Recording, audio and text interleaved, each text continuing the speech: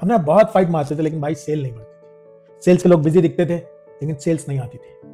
फिर जो हमारे मेंटर थे उन्होंने कहा भाई अगर सेल में गड़बड़ है ना तो सिर्फ 11 ही जगह गड़बड़ हो सकती है। स्टेप बाय स्टेप आपको ये वाली चीज बता रहा हूँ, देख लेना हमेशा जाके जब भी सेल लो हो रही हो कि कहीं इनमें से किसी स्टेप पे तो गड़बड़ नहीं है। सबसे पहला जो स्टेप होता है उसे कहते हैं लीड जनरेशन। कहीं आपकी लीड तो कमाना शुरू नहीं हो गई।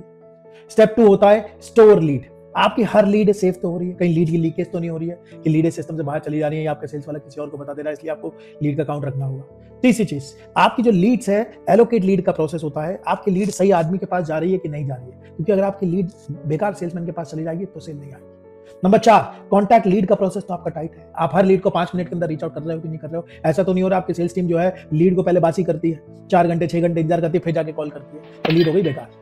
5वां, क्वालिफाई लीड। आपकी जो सेल्स की टीम है वो सही आदमी से तो बात कर रही है, आपके जो लीड्स आ रही हैं वो क्वालिफाइड तो आ रही हैं। ऐसा नहीं है कि लीड है भर के आ रही है लेकिन क्वालिफाइड लीड जो है बहुत छोटी सी, तो बातें तो चल रही हैं लेकिन कुछ सेल्स का कन्वर्जन नहीं आएगा उससे। नंबर 6, आपके यहाँ जब सेल्स वाला बात करता है तो रिक्वायरमेंट सही से लेता है कि नहीं, क्योंकि इस रिक्वायरमेंट के बेसिस पर 7वां स्टेप आता है कि वो सही से ऑफर दे पा रहा है कि नहीं, क्योंकि रिक्वायरमेंट सही से नहीं ली तो ऑफर भी सही नहीं जाएगा।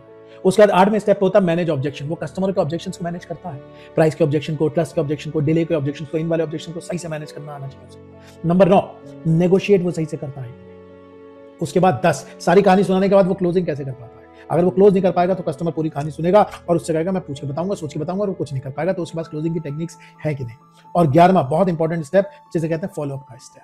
अगर कस्टमर ने नहीं खरीदा तो आपका फॉलोअप बहुत स्ट्रांग होना चाहिए। उसमें 3 चीजें जरूरी होती हैं कि उनके पास मैसेज डिफाइंड होना चाहिए, क्या भेजना है, फ्रीक्वेंसी डिफाइंड होनी चाहिए, कब भेजना है, और मीडियम डिफाइंड होना चाहिए, किस चीज से भेजना, व्हाट्सएप से, ईमेल से या आपके टेक्स्ट मैसेज से। तो इन 11 जगह पे आपको हमेशा दिक्कत दिखेगी।